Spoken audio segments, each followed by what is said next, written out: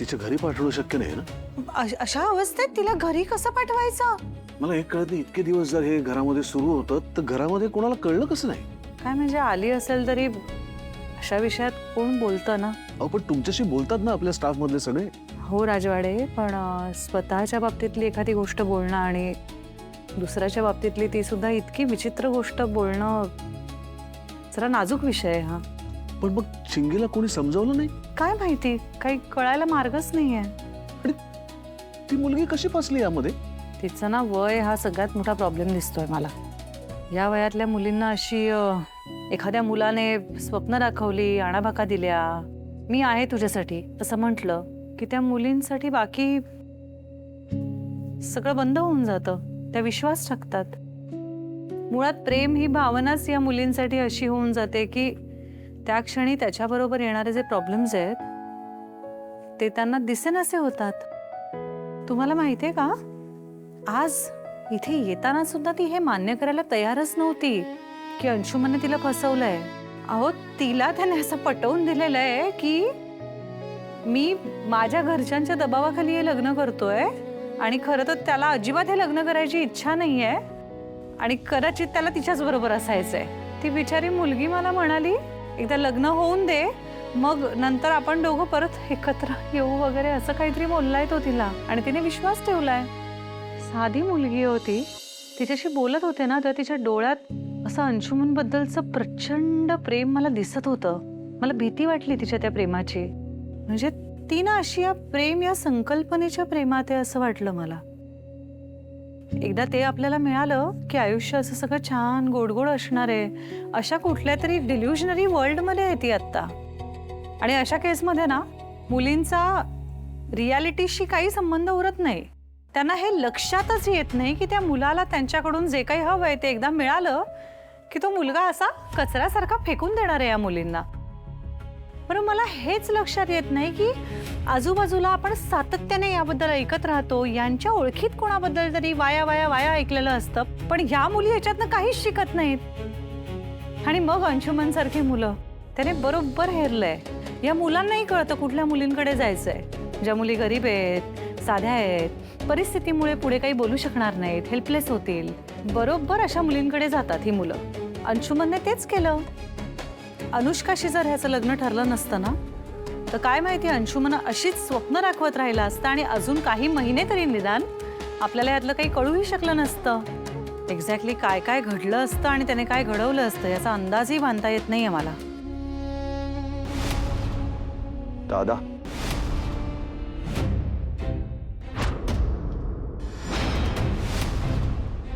मला दादाशी थोडं पर्सनली बोलायचं.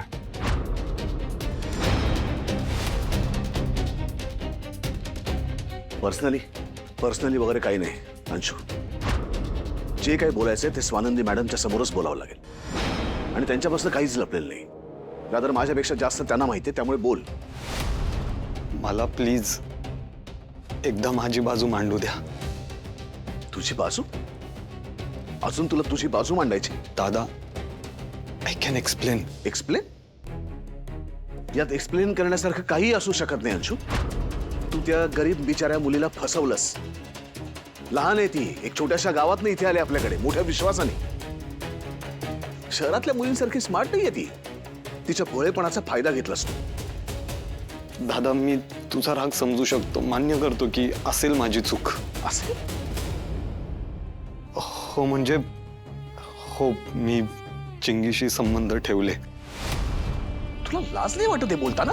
पण दादा, हे सगळं तिच्या कन्सेंटने झालंय. मी फसवलं नाहीये तिला. आणि ती इतकी सुद्धा लहान नाहीये. तिला बरोबर कळत होतं की ती काय करतेय. आणि मी काही जोर जबरदस्ती केली नाही तिच्यावर दादा. ती पूर्ण शुद्धीवर होती. जे झालं ते तिच्या मर्जीने झालं. रादर तिनेच इनिशिएट केलं होतं. अजिबात नाही दादा. तिने सांगताना वहिनीला वेगळ्या पद्धतीने सांगितलंय. पण खरी गोष्ट तशी नाहीये. तुम्हाला वाटतं तेवढी ती साधी भोळी नाहीये.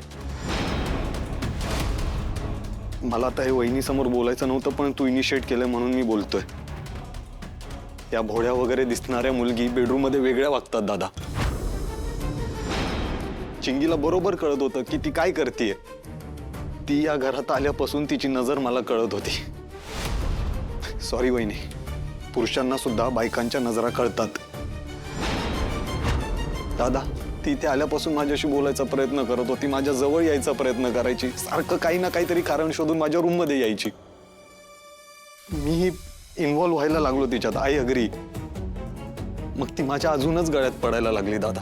मला म्हणायला लागली की मी तुमच्या प्रेमात पडलीये. पण खरं सांगतो दादा, काही नातं वगैरे नव्हतं आणि लॉंग टर्म कमिटमेंटचा विषयच नव्हता. दादा, मी हे सगळ्यांसमोर नाही सांगू शकत, पण एखादी मुलगी समोरून मला इन्व्हाइट करत असेल तर मी सुद्धा मुलगा आहे, तरुण आहे, झालो मी अट्रॅक्ट तिच्याकडे.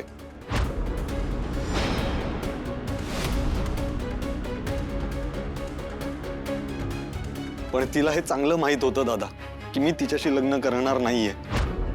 त्यावर तिचं काहीच म्हणणं नव्हतं. मी हे तिला स्पष्ट सांगितलं होतं की मी माझ्या स्टेटसची मुलगी बघणार आहे, मी तुझ्याशी लग्न नाही करणार. आणि तिला ते मान्य होतं दादा. आता ती पलटी खाते. मी नाही फसवलंय तिला.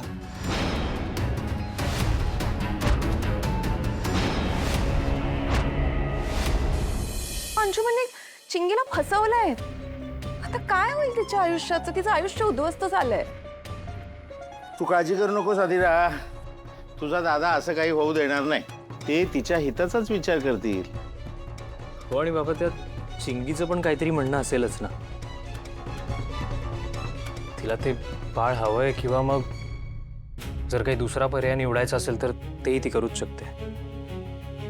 तुला खरं सांगू का रोहन, अरे चिंगी एक साधी खेडेगावातून आलेली मुलगी आहे रे. तिला ते मूल नकोय असं नाही होणार.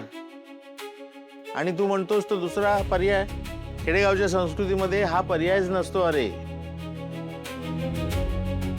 बरं बाबा, ऐका ना, मी आपल्यासाठी चहा टाकतोय. ह्या सगळ्यामुळे डोकं खूप जड झालंय माझं. हा, तू घेणार आहेस अदिरा? आई तू? म्हणजे बेसिकली आता तिला अंशुमन दादाशी लग्न करावं लागणार आहे. रादर अंशुमन दादाला तिच्याशी लग्न करावं लागणार आहे. अंशुमन दादाला ती फक्त मजा मारण्यासाठी हवी होती. हा, पण आता त्याला तिच्याशी लग्न करावं लागणार आहे.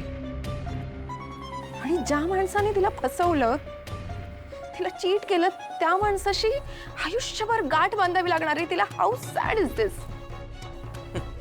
एवढं जर तुला वाटतंय ना अधिरा, तर मग बोल ना तिच्याशी, तुमच्या घरच्यांशी. मी काय बोलू? काय बोलू म्हणजे? एवढे पैसे आहेत तुमच्या माहेरी, श्रीमंत आहेत राजवाडे. त्यांना सांग 4 पैसे कोंबा तिच्या घशामध्ये पाठवून द्या, आकलून द्या तिला. ती बघेल ना पुढे तिचं काय करायचं, तिच्या बाळाचं काय करायचं ते. व्हॉट?